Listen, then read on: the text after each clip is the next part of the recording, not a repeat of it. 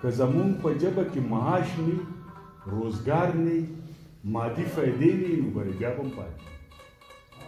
تاسو خیال وکړه لکه ډېر لرې نه ستاسو د یادو زموږ د یادو په دې بورډ کې به دا یو ډېر زورور یو علم را روان دی په نوې دنیا کې لینګویسټیک ژبه څه شی ګورئ آدم علیه السلام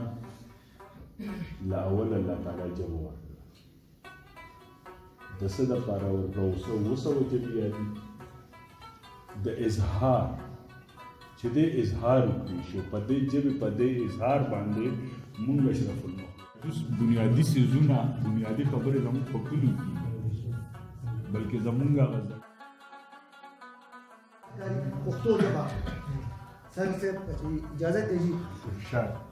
خوږه پستا زمون پښتو ژبه ده خوږه پستا زمون پښتو چې د انسان سره ولې را روانه ده د دې اهمیت څه دی او دا مونږ نن په ټوله دنیا کې یا په را روان یوویشتمه نېټه باندې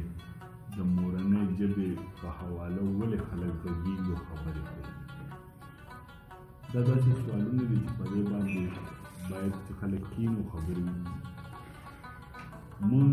پښتانه داسې خلک یو چې مونږ ته یو څیزونه ښه نه ښکاري بلکې مونږ وایي د کلي خور لور پرویزه دی نو خپل څیز خو راته روسي څیز نه ښکاري په سره شخصیاتو کې ماته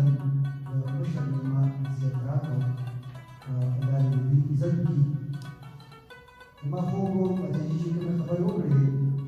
موږ دا کشران جناب امان الله خان او بلا دا فاصلې دا لر بر څرنګه غاړې ورکړو یو او بله دا فاصلې دا لر او بر او اختر پښتانه یې په یو کوزي او ټغر باندې کېنولو بیا په یو داسې اهمه موضوع باندې چې شهید شو هم قرآن په وینو سور راشه چې جوړ کړم د تکو دستګرانو په لټه راشه چې جوړ کړم د تکو دستګرانو په لټه کې صوبه کړېږي د نظر د اندېښنو عمر مو تېر کړو د هوښیارو په مجلس کې عبس عمر مو تېر کړو د هوښیارو په مجلس کې عبس راځه چې کېنو څو شېبې دې اور لمبو ته مې زړه نه وه مننه نیستي واګې لیکلي نه وتو ته مې زړه چې بد او ښه باید ځنګل دې د وحشت او وسوسې دي راپسې بس نه راځي مورجانې په خوبونو کې د پښتو حافظه کې اوس ډېره ځلېدلې د پښتو چې زه به که خدای کاندې د نړۍ د ژبو سیاله دنیا اوس په ژبو کې شمېرل د پښتو تر خبره به دي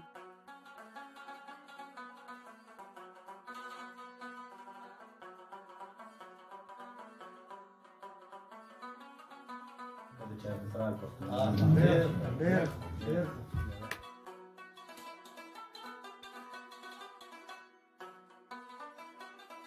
جوړي